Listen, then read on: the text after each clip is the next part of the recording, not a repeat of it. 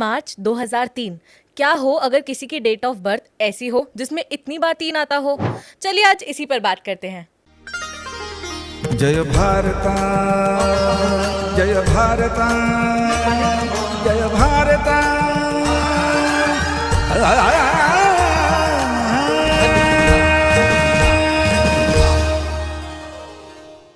राम राम सभी को, कैसे हैं आप सभी लोग। आज हम विषय पर बात करें उससे पहले हम गुरुजी का स्वागत करते हैं। राम राम गुरुजी, कैसे हैं आप। राम राम, मैं अच्छा हूँ, बहुत अच्छा हूँ। गुरुजी, जिनकी डेट ऑफ बर्थ में 3 बहुत बार आता है, आज हम उस पर बात करने वाले हैं। पर उससे पहले आपने मेरे को कहा था कि आप एक मंदिर के बारे में बताएंगे, तो कौन सा मंदिर है वो। एक मंदिर है कुल्लू के पास में, लगभग 2500 मीटर की उसकी हाइट है। वहाँ बड़ा बर्फ भी पड़ती है और इस मंदिर का नाम है बिजली महादेव। इसका एक अद्भुत इतिहास है। बिजली महादेव इसको क्यों कहते हैं ये समझने की बड़ी ज़रूरत है। कौन सी बिजली? वहाँ पर क्या ये लाइट जलती है इसलिए? क्या जुगनू की लाइट जलती है वहाँ इसलिए? क्या आकाशीय लाइट जलती है वहाँ इसलिए? आखिर इसे बिजली महादेव कहते हैं तो क्यों कहते हैं, ये मैं बताना चाहता हूँ। जी गुरुजी, क्यों कहते हैं इसे बिजली महादेव। दरअसल कुलांत नाम का एक दैत्य वहाँ रहता था। तो कुलांत दैत्य बड़ा विशाल था। एक बार कुलांत दैत्य ने सांप का रूप धारण किया, बहुत बड़ा वो अजगर बना और वो व्यास नदी में जाकर बैठ गया मंडी के पास। और इस तरीके से बैठा कि वहाँ पर व्यास नदी का पानी रुकने लगा। अब पानी अगर ये रुकता चला जाता तो एक समय आता जब वह पूरा क्षेत्र डूब जाता। अब बड़ी परेशानी हुई वहाँ पर। लोग बहुत गंभीर हो गए, चिंतातुर हो गए कि ये पानी क्यों रुका जा रहा है और इस पानी के रुकने से तो बहुत नुकसान हमारा हो जाएगा। तब एक कार्य हुआ वहाँ पे। ऐसे समय में लोगों को बचाने के लिए, देवताओं को बचाने के लिए या तो भगवान विष्णु या भगवान हरि यह प्रकट होते हैं। तो ये प्रकट हुए वहाँ पर और वो समझ गए कि ये एक दैत्य है जिसका नाम है कुलांत। तो वह दैत्य की तरफ गए और वह अजगर रूप में था। तो उससे वो अचानक बोले, अरे अरे अरे, तुम्हारी पूंछ में आग लग गई है, जरा देखो तो उसने ऐसे पलट के देखा अपनी पूंछ की तरफ। तभी भगवान शिव ने त्रिशूल से उसे मार दिया। उसको मारने के बाद फिर वहाँ का प्रवाह जो था व्यास नदी का, वह सामान्य हो गया। इसी कुलांत दैत्य के नाम पर उस स्थान को कुलूत करके जाना गया। आज उसी को तो हम कुल्लू कहते हैं। आज वही कुल्लू है और वहाँ से लगभग 10 किलोमीटर के आसपास चढ़ के बिजली महादेव पर जाना होता है। अब ये बिजली महादेव क्या है? होता क्या है कि भगवान शिव लोगों को बचाने के लिए 12 वर्ष में एक बार बिजली अपने ऊपर लेते हैं। हर 12 वर्ष में वहाँ पर एक बार बिजली अवश्य गिरती है और वहाँ जो शिवलिंग है वो खंड खंड हो जाता है। उससे लोगों तक वह बिजली बिल्कुल नहीं पहुँचती, वनस्पति का भी नुकसान नहीं होता, बस वह शिवलिंग खंड खंड हो जाता है, जिसे वहाँ के निष्णात पुजारी क्या है वो मक्खन से जोड़ देते हैं। कुछ दिन में ये ठीक हो जाता है। तो ये है बिजली महादेव का मंदिर और बहुत सिद्ध जगह है। तो समय मिले कभी, अगर आप कुल्लू की तरफ जाएं या मंडी की तरफ जाएं और समय आपको मिले तो आप वहाँ अवश्य होके आइएगा। बहुत सुख शांति मिलेगा और आपको ऐसा लगेगा कि भगवान शिव अवतरित रूप में वहाँ पर हैं। बहुत बहुत धन्यवाद गुरुजी। ये एक बहुत अद्भुत सी कहानी थी जो हमने आज सुनी कि कुल्लू का नाम कैसे पड़ा, कुलांत से पड़ा। तो गुरुजी, हमारा जो भारत है वो बहुत ही वृहद है। वहाँ पर इतनी सारी कहानियाँ हैं, इतनी सारी कथाएं हैं जो सच हैं और जिनके बारे में हमें पता होना चाहिए पर हम नहीं जानते हैं। और आप इन सभी कथाओं को, इन सभी फैक्ट्स को जानते हैं, पर हम आपसे वो फैक्ट्स लेते नहीं। हम आपसे सिर्फ ज्योतिष की चर्चा करना चाहते हैं। तो आपसे हमें ऐसी चर्चाएं भी करनी चाहिए। इस पे आपका क्या मत है? बहुत अच्छा रहे, बहुत अच्छा रहेगा। और ये संस्कृति न केवल बड़ों को बल्कि बच्चों को विशेष रूप से समझने की आवश्यकता है। उससे उनका उनका जो मनोबल है वो अच्छा होगा, उनका जो मन है वह अच्छा होगा, और घर में रिश्ते आदि ये अच्छे होंगे। तो गुरुजी, मुझे सुन के तो बहुत ही अच्छा लग रहा है कि हम आगे से ऐसी चर्चाएं भी करेंगे। मैं तो बहुत एक्साइटेड हूँ, आप भी ज़रूर होंगे।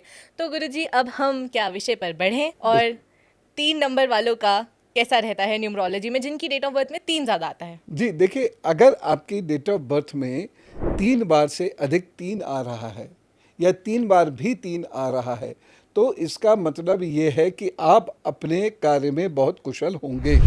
तो हाँ, थोड़ा आलस्य रहेगा, कुछ घमंड भी रहेगा, लड़ाई झगड़ा बहुत जल्दी कर लिया करेंगे, लेकिन अगर आपने इन बुराइयों को रोक दिया तो आप भविष्य में बहुत उन्नति करेंगे। तो ये जो 3 नंबर वाले लोग हैं, ये भविष्य में बड़ी उन्नति करते हैं, बहुत आगे बढ़ते हैं, क्योंकि इंटेलेक्चुअली वो बहुत स्ट्रांग होते हैं। इन्हें अच्छी डिग्री मिलती है, इन्हें जीवन में गुरु अवश्य मिलते हैं। तो वो जिस व्यक्ति को गुरु मिल जाए जीवन में, उसको तो वैसे ही ट्रेनिंग बहुत सारी मिल जाती है, बहुत कम सीखने के बाद भी बहुत कुछ सीख जाता है। और इसके साथ साथ ऐसे लोग राजनीति में, जुडिशरी में बहुत सफल हो जाते हैं। ऐसे लोगों के पास अनेक गुण होते हैं। ये पढ़ाई लिखाई में भी बहुत तेज़ी से चीज़ों को समझ के आगे बढ़ते हैं। पर एक चीज़ मैं और कहूँगा, ऐसे लोगों को अपने लिवर का बहुत ख्याल रखना चाहिए, तो उससे फिर और भी अच्छा हो जाएगा। तो अगर आपने अपने क्रोध पर, अहंकार पर, भोजन पर नियंत्रण कर लिया, तो आप जीवन में इतनी उन्नति करेंगे कि बस आपके कुल के लोग आपसे प्रभावित होंगे और आपसे प्रेरणा लिया करेंगे। जी गुरुजी, आपने 3 नंबर वालों का तो बताया कि अगर किसी की डेट ऑफ बर्थ में 3 बार 3 आता है तो उनके ऊपर बहुत कृपा होती है, वो बहुत अच्छा परफॉर्म करते हैं। और साथ ही आपने इसमें एक पॉइंट बोला था कि जिनके ऊपर गुरु की कृपा होती है, जिन्हें गुरु मिल जाते हैं। तो आश्रम के सारे बच्चे तो वैसे ही इतने लकी हो गए क्योंकि उन्हें आप मिल गए हैं। ऐसा आप लोग सोचते हैं तो बहुत बहुत धन्यवाद। तो आप सब लोग भी पावन चिंतन धारा आश्रम से जुड़िए और गुरुजी के सानिध्य में आप सब लोग भी बहुत कुछ सीखिए। गुरुजी, क्या अब हम अपने अगले पड़ाव पर बढ़ सकते हैं? बिल्कुल बिल्कुल। गुरुजी, कमेंट सेक्शन से क्वेश्चन आए हैं, मैं पूछती हूँ। डेट ऑफ बर्थ है 28 फरवरी 1987। बाल बाल बच गए बर्थडे मनाने से। 28 फरवरी 1987। समय है 11:04 AM। स्थान है मेरठ। जीवन का उद्देश्य जानना चाहती हूँ गुरुजी, कृपया मार्गदर्शन करें। देखिए, इनको पढ़ना पढ़ाना चाहिए, यही इनके जीवन का उद्देश्य है। और साथ ही साथ इन्हें बुज़ुर्गों की, गाय की सेवा करनी चाहिए, क्योंकि उद्देश्य वही होता है जहाँ पिछली बार पूर्व जन्म में कहीं कोई कमी रह गई हो।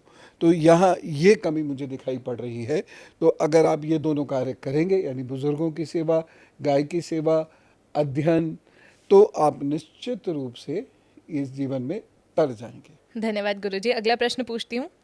डेट ऑफ बर्थ है 17/10/1992। समय है 11:09 AM। स्थान है लखनऊ। गुरुजी, प्लीज़ मार्गदर्शन करें। Financial condition is not stable.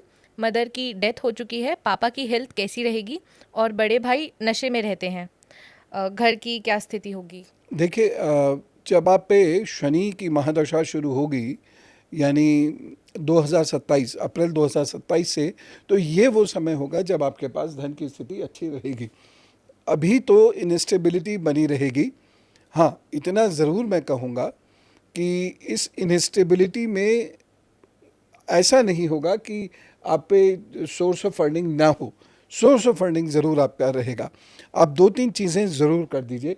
एक तो नित्य प्रतिदिन शास्त्र का, धर्मशास्त्र का, जिस भी धर्म पंथ को आप मानते हो, 1-2 पेजेस ज़रूर पढ़ा करें। दूसरा काम एक ये ज़रूर कर लीजिएगा कि आप विधारा की जड़ को हरे रंग के धागे में बांधकर बुधवार को अपने गले में धारण कर लीजिएगा। तीसरा एक छोटा सा कार्य ये है कि आप बुज़ुर्गों की, गाय गुरु मंदिर की खूब सेवा किया करें, तो आपका बेड़ा पार डेफिनेटली होगा। ज़्यादा चिंता ना करें, बस आप काम करते रहिए। और देखिए, थोड़ा सा कहीं कहीं स्वार्थी व्यक्ति को होना ही होता है, लेकिन आप अपना काम करने में किसी और की वजह से ना पिछड़ जाएं, ये ध्यान रखिएगा।